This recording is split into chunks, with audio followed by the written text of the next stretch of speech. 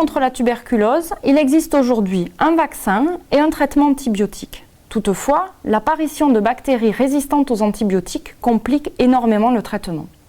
Il est donc nécessaire d'identifier de nouvelles cibles thérapeutiques et donc pour cela, il est important de mieux comprendre cette maladie.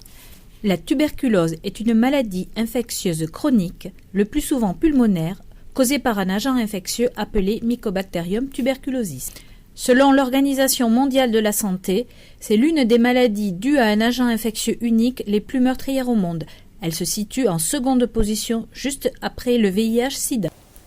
Contre toutes les infections, notre organisme se défend grâce à une réponse dite immunitaire.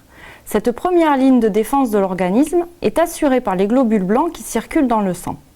Au cours d'une infection, les globules blancs vont quitter le sang, migrer à travers les tissus et rejoindre le site infectieux. Une fois sur le site infectieux, ils se transforment en macrophages où leur fonction est d'éliminer les agents pathogènes.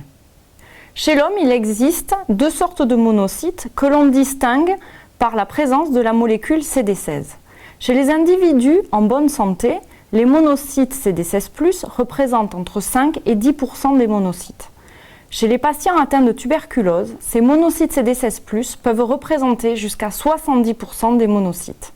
Notre étude a porté sur l'étude de la fonction de ces monocytes CD16+, et sur l'identification des mécanismes moléculaires qui contrôlent leur expansion. Notre travail est le fruit d'une collaboration internationale entre deux équipes de l'Institut de pharmacologie et de biologie structurale à Toulouse et de 3 équipes, une en Argentine, une aux Pays-Bas et une à Madagascar. À Toulouse, nous avons développé un modèle qui permet de générer ces cellules in vitro.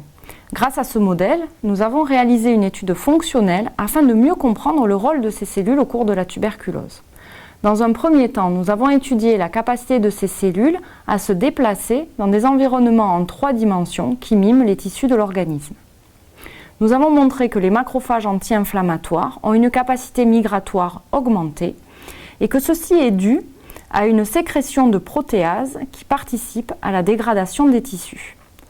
On pourrait croire que grâce à cette capacité migratoire augmentée, les cellules pourraient mieux migrer dans les tissus et ainsi mieux tuer la bactérie. En fait, il n'en est rien. Lorsque ces macrophages anti-inflammatoires sont infectés à leur tour, ils éliminent moins bien la bactérie. En conclusion, les monocytes CD16+, et les macrophages anti-inflammatoires associés à la phase active de la maladie jouent un rôle négatif au cours de la réponse immunitaire antituberculeuse. Les chercheurs ont montré que l'expansion de cette population est contrôlée par l'interleukine 10 qui active un facteur moléculaire appelé STAT3, responsable du programme anti-inflammatoire. Cette découverte permet de proposer une nouvelle application thérapeutique.